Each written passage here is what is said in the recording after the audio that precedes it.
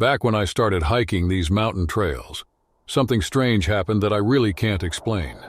It was around 30 years ago. The cold air clung to my skin as I ventured down the familiar mountain trail, shrouded in an ominous fog.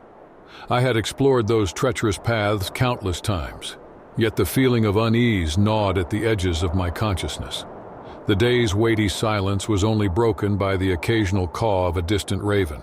Then a mournful wailing pierced the silence. I froze in my tracks, my heart pounding in my chest. The sound was eerie, otherworldly. I strained my ears, trying to determine whether it was the cry of a human or some unknown creature.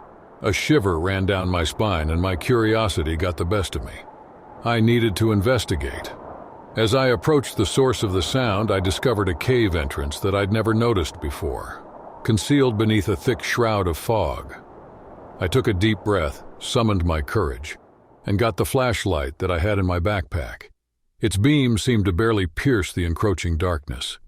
The wailing had stopped, replaced by an unsettling silence. Swallowing my apprehension, I stepped over the threshold.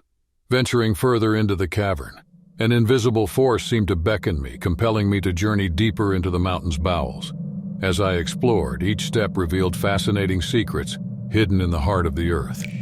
Stalactites and stalagmites formed grotesque sculptures. Their shadows danced ominously on the cave walls. The temperature dropped further, and I could see my breath condensing into mist in the cold air. The rocks beneath my feet were slick with moisture, making each step treacherous. The eerie silence was broken only by the distant drip of water echoing through the subterranean chambers. As I wandered deeper, I couldn't help but feel like I was descending into a realm untouched by time. I couldn't believe what I saw next. Ancient petroglyphs adorned the cave walls, depicting scenes of forgotten rituals and long-lost civilizations. My fascination compelled me to press on, despite my growing unease. But then I heard it again, that eerie wailing. It was closer now, and the sense of foreboding deepened. The wailing resonated through the cavern. Panic and fascination waged war within me. I couldn't decide if I should stay or leave. I heard splashing in the distance. The sound was like water echoing through the subterranean chambers, but there was something uncanny about it. My flashlight caught a glint of reflection, a pair of eyes, unsettling and unnatural, glistening in the shadows. Terror surged through my veins, and without thinking, I turned and ran, racing back towards the cave entrance. The sound of the creature's pursuit echoed in my ears, a relentless, malevolent force. My breath came in ragged gasps as I stumbled over the uneven terrain.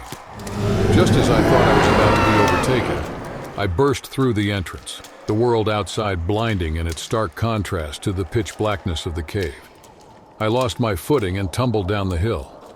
Fortunately, the creature's pursuit had ceased. The world above ground had returned to its normalcy.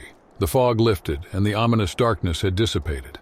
I glanced back up at the hill, but the cave entrance was nowhere to be seen, as if it had vanished into thin air. The creature was gone, or perhaps it had never existed at all.